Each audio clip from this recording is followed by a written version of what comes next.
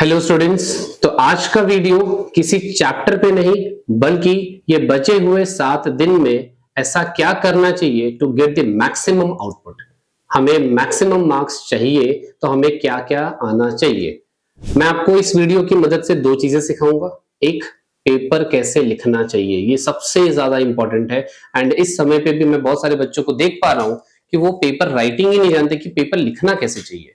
Checker की psychology क्या होती है उस टाइम पे, उसे समझ के पेपर हमें लिखना चाहिए to get the maximum marks. And दूसरा, क्या पढ़ूं, कैसे पढ़ूं, कौन से क्वेश्चंस प्रैक्टिस करूं सो दैट बचे हुए 7 दिन में मुझे कॉन्फिडेंस भी आए एंड प्लस जब मैं बोर्ड एग्जाम्स में क्वेश्चंस अटेम्प्ट कर रहा हूं तो मुझे कुछ भी नया नया सा ना लगे। तो मैं आपको दो चीजें सिखाने वाला हूं। सबसे पहली चीज पे आता हूं, आपको पेपर कैसे लिखना चाहिए। तो स्टूडेंट्स ध्यान दीजिएगा, आपका सबसे पहला स्टेप होगा, out of 5 sections, section A B C D E में आपको सबसे पहले पेपर को एक बार ओवरव्यू करके आपको वो सेक्शन सिलेक्ट करना है जहां पे आपको ऐसे क्वेश्चंस दिखे जिसे आपने पूरे साल कहीं ना कहीं देखा हो, यानी देखे देखे से क्वेश्चन लगने चाहिए। इसके पीछे वजह है, पहली वजह कि आपके पास 17 फरवरी को ऑलरेडी एक एक्सटर्नल प्रेशर होगा। उस प्रेशर को रिलीज करने के लिए आपका स्टार्ट सबसे ज्यादा इंपॉर्टेंट है। तो स्टार्ट हमें उसी से करना चाहिए जो मेरा नोन हो, जहां पे मुझे पता है मैंने पहले से ये क्वेश्चंस किए हुए हैं। तो मैं वो सेक्शन सिलेक्ट करूंगा जहां पे मैंने ये क्वेश्चंस पूरे साल में देखे हुए हैं, मैं कर सकता हूं। तो उस सेक्शन से आपको स्टार्ट करना चाहिए। दूसरा, चेकर की साइकोलॉजी समझिए। अगर आपका पेपर आप उस सेक्शन से स्टार्ट करते जो आपका स्ट्रेंथ है, तो चेकर के ऊपर भी आपकी फर्स्ट इंप्रेशन बहुत ही अच्छी बनेगी, जिससे चेकर को भी लगेगा कि ओके, जो स्टूडेंट की कॉपी वो चेक कर रहे हैं वो स्टूडेंट बहुत ही अच्छा है, बहुत ही उसको आता है, वो आपको जज कर लेंगे वहीं पे। ये ह्यूमन मेंटालिटी है स्टूडेंट्स। हम भी पेपर चेक करते हैं तो ऐसे स्टार्टिंग में जब दिखता है तो हमें लगता है अच्छा ये बच्चा बहुत ही अच्छा है, और जब हमारे पास समय कम होता है और पेपर ज्यादा चेक करने होते हैं तो कुछ गलतियां हमसे इग्नोर हो जाती है बिकॉज उसका प्रेजेंटेशन उतना अच्छा होता है। ठीक है, तो इसीलिए आपको कौन से सेक्शन से स्टार्ट करना चाहिए जहां पे आपको नोन क्वेश्चंस दिखे। ये आपका सबसे पहला स्टेप होगा। ठीक है, सबसे पहला स्टेप, सिलेक्ट द सेक्शन और उसे अच्छे से लिखिए। ठीक है, दूसरी बात बता रहा हूं, आपको करना क्या है। आपने सेक्शन सिलेक्ट कर लिया, आप आपके आंसर शीट में अच्छे से उसे बड़े बोल्ड अक्षरों में लिखेंगे। स्टूडेंट्स आपने जो भी सेक्शन स्टार्ट किया, ए बी सी डी ई, आपके अंदर जितनी भी कला भरी हुई है वो सारी कला इधर डाल देना सेक्शंस को लिखने में, और बहुत ही बड़े उसमें लिखना स्टूडेंट्स, सो दैट उन्हें चेकर को दिखे। एक मिनट, चेकर को दिखे कि ओके आप सेक्शन ए यहां पे अटेम्प्ट कर रहे हैं। ठीक है, दूसरी, आपको क्वेश्चन नंबर यहां पे सबसे बड़े अक्षरों में और अच्छे से विजिबल हो ऐसा लिखना है। सपोज करो मैंने सेक्शन बी स्टार्ट किया, क्वेश्चन नंबर 21 ये लिख दिया मैंने। उसका अगर ए और बी है तो उस तरह से आपको ए और बी भी लिखना चाहिए। पेपर में हमेशा हो सके स्टूडेंट्स तो पहले ही जब आंसर शीट मिले तो दोनों साइड मार्जिन ऐसे बना दीजिए, और भी अच्छा दिखता है पेपर। एंड उसके बाद आपको करना क्या चाहिए, आप क्वेश्चन पढ़िए, क्वेश्चन में क्या दिया हुआ है वो अच्छे से लिखिए, क्या पूछ रहा है वो लिखिए। एंड आपको इतना तो पता चल गया कौन सा चैप्टर है, कौन सा फॉर्मूला लगने वाला है। आप वहां पे एक और टाइटल बना दीजिए, formula to be used. Formula to be used students, आप यकीन मानिए, क्योंकि हम भी पेपर चेक करते हैं, ऐसा पैटर्न अगर हमें दिखे तो बहुत ही अच्छा लगता है। और वो भी सबसे पहला सेक्शन, जब मैं पेपर स्टार्ट कर रहा हूं किसी बच्चे का चेकिंग में और ऐसा दिख जाए मुझे कि उसने मेरे लिए गिवन लिख दिया है, टू फाइंड लिख दिया है, और वो कौन सा फॉर्मूला यूज करने वाला है वो तक मुझे लिख दिया है उसने, आपका इंप्रेशन उसके दिमाग में बहुत ही अच्छा बन जाएगा। जहां पे कभी कभी आप जो छोटी गलतियां कर देते हैं, मीटर सेंटीमीटर यूनिट न लिखना या कुछ भी, वो शायद इग्नोर हो सकती है। ठीक है, फिर आपका बीच में आ जाएगा कैलकुलेशंस एंड बेसिक मैथमेटिक्स। यहाँ पे आप अपने कैलकुलेशंस उनको दिखा देंगे। एंड लास्ट में स्टूडेंट्स, आपका आंसर जो होगा उसे हमेशा बॉक्स करिएगा, हाईलाइट करिएगा। एंड वर्ड्स में, अगर क्वेश्चन में वर्ड्स में आंसर पूछा है तो लास्ट में आपका आंसर भी वर्ड्स में होना चाहिए कि okay, the speed of person A is 50 kilometre per hour, speed of person B is 30 kilometre per hour. ऐसे स्टेटमेंट्स के फॉर्म में ही होना चाहिए। ये आपका पहला क्वेश्चन आपने इस तरह से अटेम्प्ट किया। देखिए कितना अच्छा लगेगा स्टूडेंट्स। ऐसा लिखने की प्रैक्टिस करनी है आपको। मैं आगे बताऊंगा आपको कैसे करना है, क्या करना है, बट पहले पेपर राइटिंग पे। तो सबसे पहला काम मैंने आपको बताया सेक्शन सिलेक्ट करना। दूसरा, सेक्शन सिलेक्ट हो गया, उसके बाद बड़े ही अक्षरों में आप उसको पूरा हाईलाइट करेंगे, ये सेक्शन है आपका, ठीक है, ओके। उसके बाद आपको क्या करना है, आपने सेक्शन सिलेक्ट कर लिया, ये सब कुछ हो गया। और ये जो मैंने चीजें आपको बताई, this is generally for section B, C, D, E, इनके लिए यूज करेंगे। For section A, section A के लिए स्टूडेंट्स आप क्या करेंगे, सेक्शन ए के लिए आपने ऐसे ही सेक्शन को बड़े अक्षरों में लिखा, सेक्शन ए, ठीक है, आपने सेक्शन ए लिखा। आप यहां पे मार्जिन तो बना ही रहे, एक्स्ट्रा 3 कॉलम भी बनाइए स्टूडेंट्स, बड़े बड़े। यहां पे आप मार्जिन आपने बनाई, यहां पे आप लिखेंगे क्वेश्चन नंबर, यहां पे आप लिखेंगे ऑप्शंस, यहां लिखेंगे आप आंसर्स।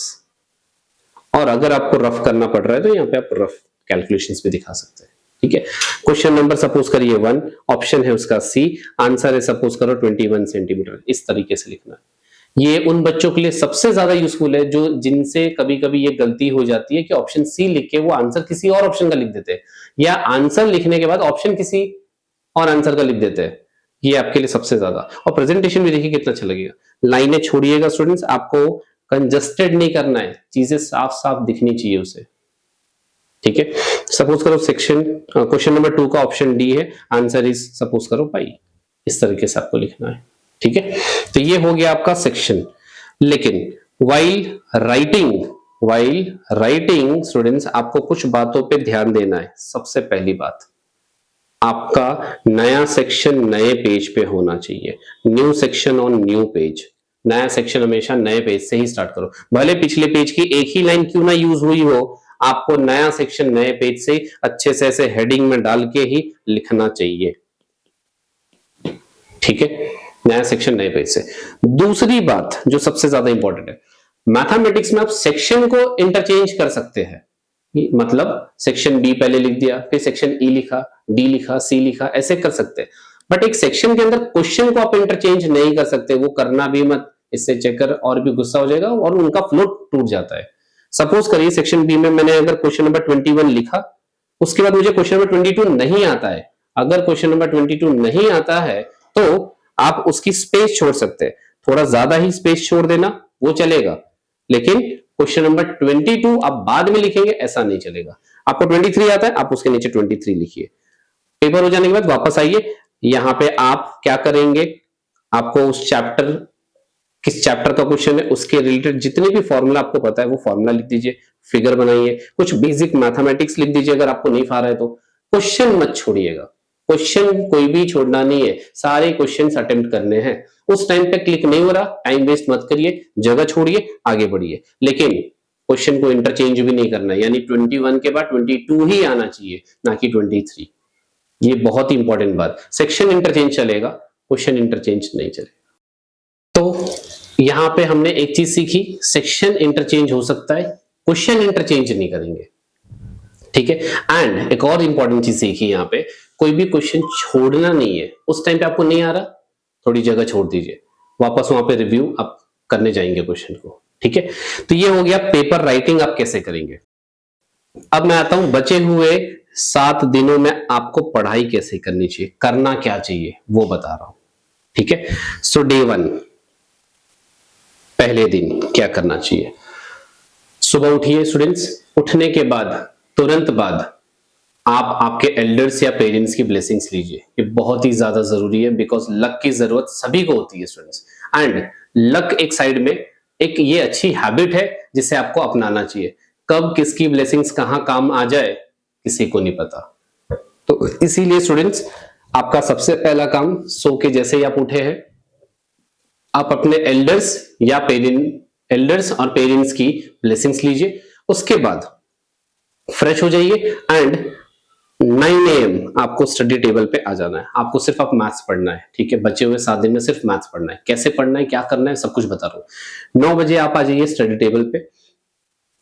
आप स्टडी टेबल पे आने के बाद 5 to 10 मिनट्स आप अपने दिमाग को शांत करेंगे पहले, ठीक है। आंखें बंद कर लीजिए, शांत कर लीजिए कि हाँ कुछ नहीं सोचना है, सिर्फ अपने आप को शांत करना है एंड मैनिफेस्ट करना है कि आप कर सकते हैं, आप कर रहे हैं एंड आप करके दिखाएंगे।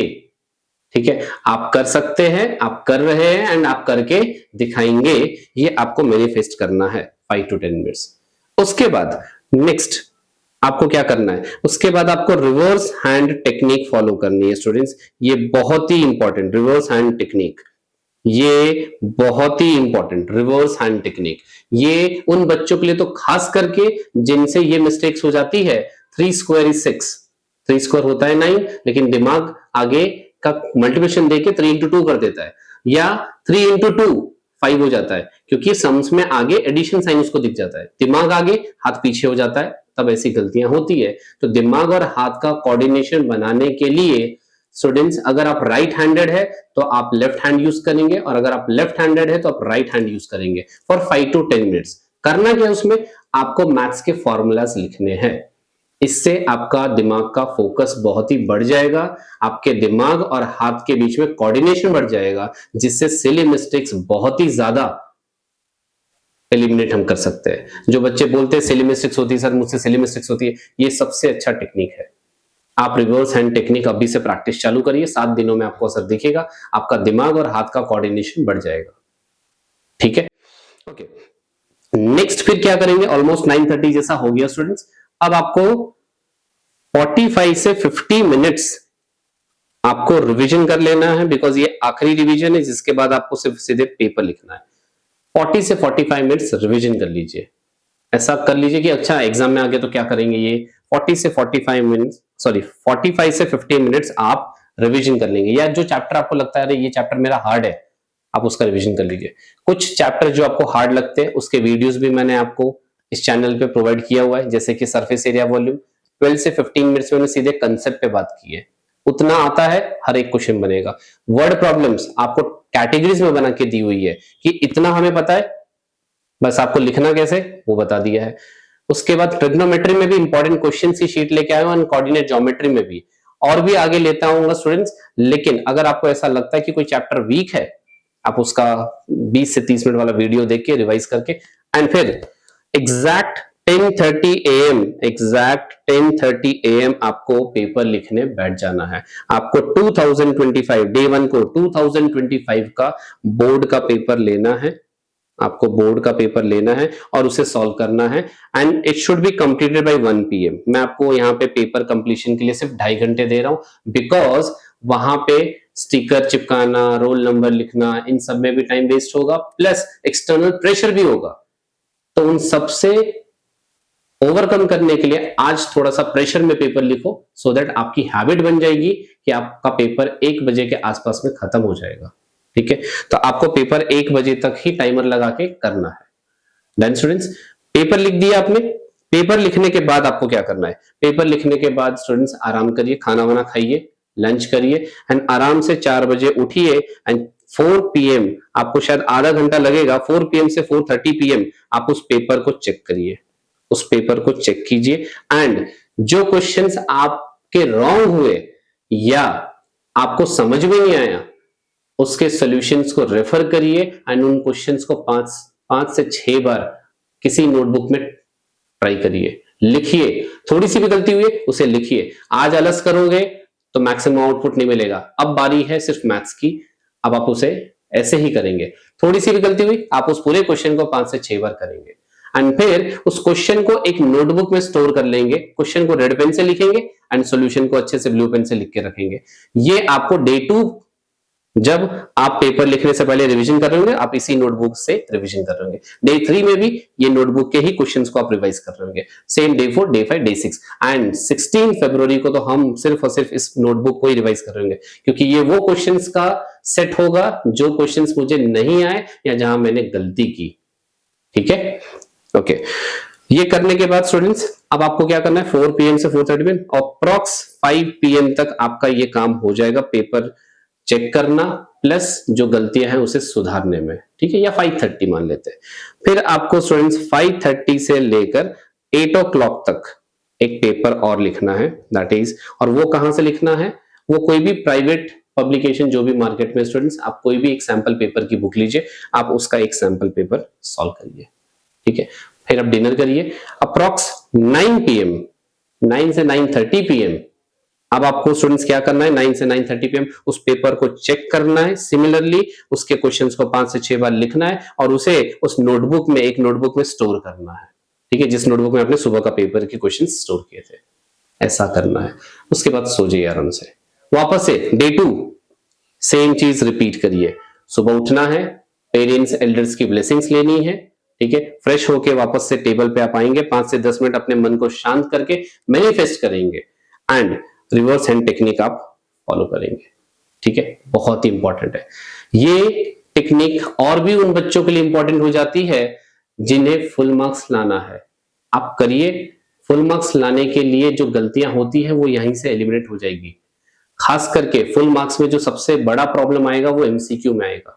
तो एमसीक्यू के लिए भी आपको एक टेक्निक बता रहा हूं। जब भी आप एमसीक्यू कर रहे हैं, बोर्ड एग्जाम्स में ऐसा देखा गया कि आउट ऑफ 20 क्वेश्चंस 3 से 4 क्वेश्चंस ऐसे होते हैं जिनके लैंग्वेज ऐसे होते हैं जहां पे आपको डाउट आएगा, आंसर शायद ए हो सकता है या बी भी हो सकता है, 2 आंसर्स लगेंगे। उस टाइम पे आप अपना जजमेंट करके आंसर लिख देंगे, बट उस क्वेश्चन को मार्क करेंगे कि आप जैसे ही पेपर आपका जल्दी खत्म होगा, और वो होगा ही होगा अगर आप ये स्ट्रैटेजी फॉलो करते तो, मार्क फॉर रिव्यू। 1 बजे आपका पेपर खत्म हो गया, आप 1 से 1:15 वहां पे टाइम दीजिए जितना देना है। उस वो जो 2 ऑप्शन आ रहे हैं उसमें से एक ऑप्शन को एलिमिनेट करने की पूरी कोशिश करिए, बाय वैल्यू सब्स्टिट्यूटिंग या कुछ भी, बट उस क्वेश्चन पे वापस जाइए। मेरे हिसाब से ऐसा लगता है स्टूडेंट्स कि section B C D E को वापस देखने से भी शायद गलतियां ना पता चले, लेकिन सेक्शन ए में तो हो सकता है। जिस क्वेश्चन पे आपको डाउट आया, यहाँ पे 2 आंसर भी हो सकते हैं क्योंकि उसके शब्द के कारण। अभी लेटेस्टली 2025 में एक ऐसा क्वेश्चन आया था स्टूडेंट्स कि ऐसे 2 पॉलिनोमियल के ग्राफ दे दिए हैं और नंबर ऑफ जीरोस पूछा गया है, नंबर ऑफ डिस्टिंक्ट जीरोस पूछा गया है। तो बहुत सारे बच्चों को 4 भी लगा क्योंकि ऑप्शन में 4 भी था, but answer will be 2 only because वो एक्स एक्सिस को 2 पे ही कट कर रहे हैं। तो ऐसे क्वेश्चंस आपने मार्क किया, आप उस टाइम पे आंसर लिख दीजिए, छोड़ना तो नहीं है, उस टाइम पे लिख दीजिए, but mark for review. Paper खत्म होने के बाद वापस उधर आइए, क्वेश्चन को देखिए, अपना पूरा लॉजिक लगा के उसको फाइनल एक आंसर, ठीक है। इस तरीके से अगर आप पढ़ते हैं ये लास्ट 7 डेज, डेफिनेटली स्टूडेंट्स ऐसा हुआ है, क्योंकि ऑफलाइन में मैं बच्चों को देखता हूं, 7-8 सालों से बच्चों को ट्रेन कर रहा हूं, तो वहां पे मैंने उनकी छोटी छोटी गलतियां वो क्या करते हैं उसे लिख के उसका क्या सोल्यूशन हो सकता है उसे लिख के हमने ये ट्राई किया है और ऐसा होता है। आप ये लास्ट 7 to 8 डेज में स्टूडेंट्स आप 17 से 24 मार्क्स तक इंक्रीमेंट कर सकते हैं अपने करंट रिजल्ट में। आपको बस इसे सही से फॉलो करना चाहिए, ठीक है students. Thank you, all the very best.